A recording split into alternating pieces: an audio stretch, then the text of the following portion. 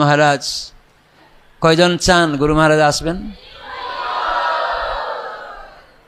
তো প্রমাণ হবে আপনাদের নামহট্ট প্রচারের যে কার্যক্রমের ভক্তি মানে সেবা, কেমন সেবা করেছেন সেটাই প্রমাণ করবে আপনাদের কতটা নিষ্ঠা নিয়ে নামহট্ট প্রচার করেছেন।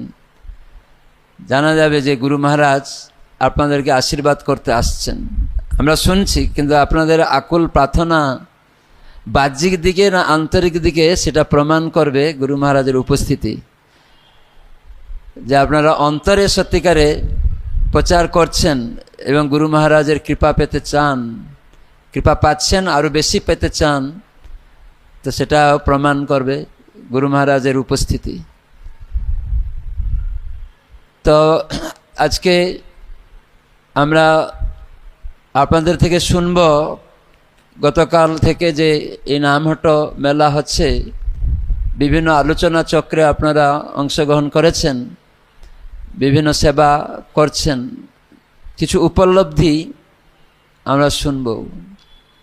গুরু মহারাজ আমি যখন শেষ করব, তারপরে গুরু মহারাজ আসা আগে পর্যন্ত আপনাদের কয়েকজন থেকে আমরা শুনব, যেটি হচ্ছে আবিষ্কার, উপলব্ধি এবং প্রয়োগ। এই দুই দিনে কি আপনারা জানতেন না সেইগুলি আপনি জানলেন, ওটাকে বলে আবিষ্কার। জানতেন না যে এই জিনিসটা তো আমার জানা ছিল না, এই মেলাতে এসে আমি জানতে পেরেছি। ওই জন্য ওটা একটা নোট করবেন যে এইটা আমার জানা ছিল না, আমি জানতে পেরেছি, ওইটুকু শুধু বলবেন, এইটা আমি জানতাম না। সেই বিষয়ের উপরে আপনার একটা উপলব্ধি বলবেন, যে আপনি এটা জানতেন না, এখানে এসে কি আপনি বুঝলেন, একটু উপলব্ধি করলেন, এবং আপনি কি করতে চাইছেন, সেই উপলব্ধিটা আপনি কিভাবে নিজের জীবনে আচরণ করতে চাইছেন, ব্যবহার করতে চাইছেন, সেটা বলবেন। আমি এই 3টা পয়েন্ট আপনাদেরকে ধরিয়ে দিলাম।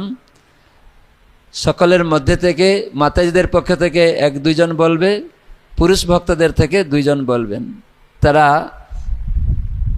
নাম দিবেন কৃষ্ণ পরম পুরুষ প্রভুর কাছে, যে আমি এই 2 দিনে, সবাই হয়তো বলার ইচ্ছা আছে, তো আমরা জানব কে আগে আগ্রহ নিয়ে বলার জন্য চেষ্টা করছে।